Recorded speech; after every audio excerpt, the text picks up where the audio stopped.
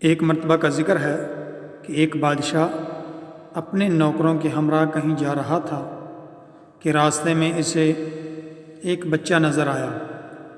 بادشاہ کو بچہ بڑا پیارا لگا، حکم دیا کہ اسے میرے گھر والوں کے سپرد کر دیا جائے، اس کی تربیت کی جائے۔ چنانچہ وہ بچہ شاہی نگرانی میں پلنے لگا۔ گھر والوں کو بھی یہ بچہ بڑا محبوب تھا۔ اس کا نام احمد یتیم رکھا گیا۔ بچہ بڑا ذہین و فطین نکلا، پڑھائی اور فرما برداری میں یکتا تھا۔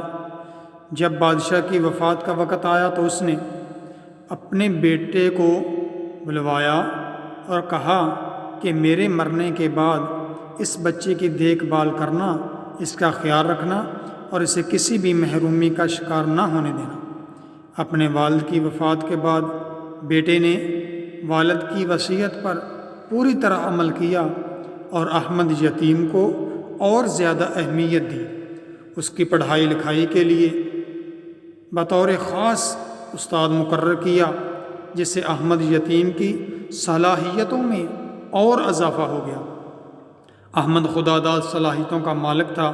وہ بتدریج ترقی کی منزلیں طے کرتا گیا۔ نئے بادشاہ کو اس پر بہت زیادہ اعتماد تھا۔ اس نے اسے اپنے خاص خادموں میں شامل کر لیا اور تمام شخصی اور ذاتی معاملات میں اس سے مشورہ کرنے لگا۔ کچھ عرصہ گزرا، احمد یتیم کی کارکردگی اور بہتر نظر آئی تو اسے محل کے تمام نوکروں کا نگران مقرر کر دیا۔ اب احمد یتیم تمام محل کے نوکروں کا ذمہ دار تھا اور آزادی سے محل کے کسی بھی حصے میں جا سکتا تھا۔ ایک دن بادشاہ نے احمد سے کہا، میرے خاص کمرے سے فلاں چیز لے کر آؤ۔ احمد جب اس کمرے میں گیا تو وہاں بادشاہ کی خاص لونڈی کو ایک نوکر کے ساتھ قابل اعتراض حالت میں دیکھا۔ فسق و فجور میں مبتلا اس لونڈی نے احمد کی منت سماجت کی کہ اس پر رحم کرے اور اس کی پردہ پوشی کرے۔ لونڈی خوبصورت تھی، وہ اسے ورگلانے لگی کہ میں تمہاری ہر قسم کی خدمت سر انجام دینے کو تیار ہوں۔ احمد نے کہا، معاذ اللہ، تم کس قسم کی حرکتیں کر رہی ہو؟ میں اپنے امیر کی خیانت کس طرح کر سکتا ہوں؟ اس نے میرے ساتھ اتنا اچھا سلوک کیا، مجھے فرش سے عرش تک لے گیا۔ یہ کام ذلیل اور گندے لوگوں کا ہوتا ہے۔ اس نے لونڈی کو نصیحتیں کیں اور توبہ و استغفار کی تلقین کر کے وہاں سے رخصت ہوا اور اسے یقین دلایا کہ فکر نہ کرو، میں تمہاری پردہ پوشی کروں گا۔ ادھر اس لونڈی کو مسلسل فکر کھائی جا رہی تھی کہ کہیں احمد میرا پردہ چاک نہ کر دے۔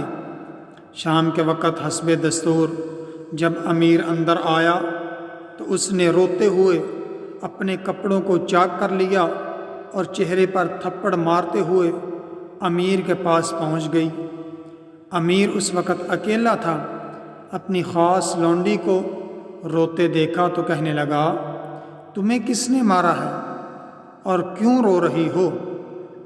لونڈی نے مکر و فریب کے ساتھ اداکاری کرتے ہوئے کہا، احمد یتیم نے میرے ساتھ دست درازی کی کوشش کی ہے، میں بامشکل اپنی جان بچا کر بھاگی ہوں، ورنہ وہ تو زبردستی منہ کالا کرنا چاہتا تھا۔ امیر نے سنا تو غصے سے بے قابو ہو گیا، بولا، ایسے شخص کی سزا موت ہے، اسے فوراً قتل کر دینا چاہیے۔ رات ہو چکی تھی، لہٰذا اس نے اپنے ارادے کو صبح تک ملتوی کرنا مناسب سمجھا۔ ادھر احمد محل میں بے حد مقبول تھا، سب لوگ اسے عزت کی نگاہ سے دیکھتے تھے۔ مصلحت کے خلاف تھا کہ اسے سر عام قتل کروایا جاتا۔ اس سے محل میں خواہ مخواہ چہمگوئیاں ہوتی۔ امیر نے سوچا کہ اسے خفیہ طور پر قتل کروا دیا جائے تاکہ لوگوں کو اس کے جرم کا پتہ چلے نہ قتل کا۔ خیر امیر نے خود ہی منصوبہ بندی کی۔ اس نے اپنے خاص آدمی کو بلوایا اور اس سے کہا، میں جس شخص کے ہاتھ ایک تھال بھجواؤں اس کو قتل کر کے اسی تھال میں اس کا سر رکھ کر اسے کپڑے میں لپیٹ دینا اور پھر میرے پاس لے آنا۔ خادم خاص نے حکم کی تعمیل میں سر ہلا دیا۔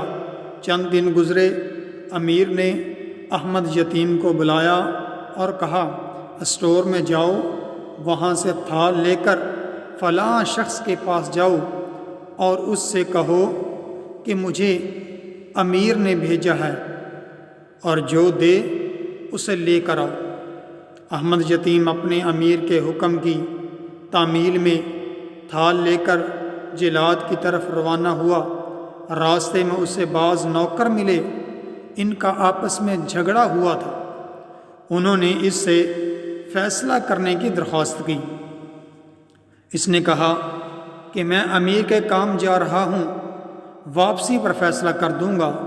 انہوں نے کہا کہ آپ کا ابھی فیصلہ کرنا نہایت مناسب ضروری ہے، اس کام کے لیے ہم کسی اور نوکر کو بھجوا دیتے ہیں۔ جب وہ تھال لے کر آئے تو آپ اسے امیر کے پاس لے جائیں۔ بات معقول تھی۔ انہوں نے ایک نوکر کو اشارہ کیا کہ وہ تھال لے کر فلاں شخص کے پاس جائے اور وہ جو چیز دے وہ واپس یہاں لے آئے۔ اتفاق دیکھیے کہ یہ وہی شخص تھا جو لونڈی کے ساتھ بدکاری کا مرتکب ہوا تھا۔ چنانچہ وہ تھال لے کر اس خاص خادم کے پاس چلا گیا۔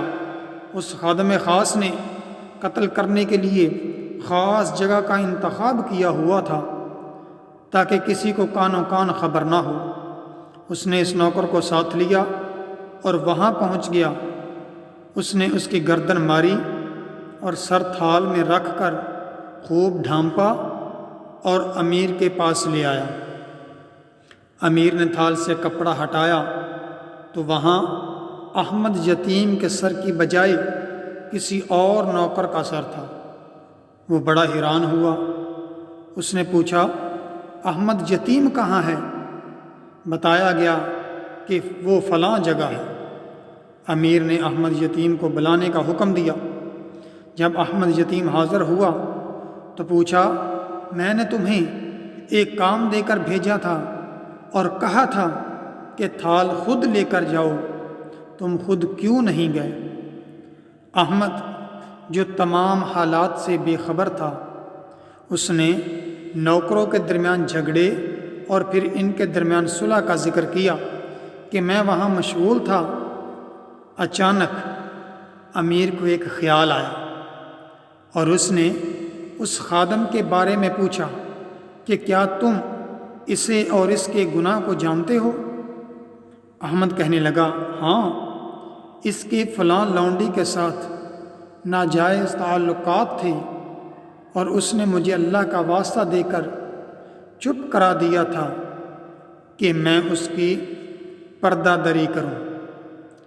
امیر کو جب سارے واقعے کا علم ہوا تو اس نے لونڈی کو قتل کرنے کا حکم دیا اور احمد کو مزید اختیارات عطا کیے، اور اس کے لیے اس کے دل میں محبت اور عزت و احترام مزید بڑھ گیا۔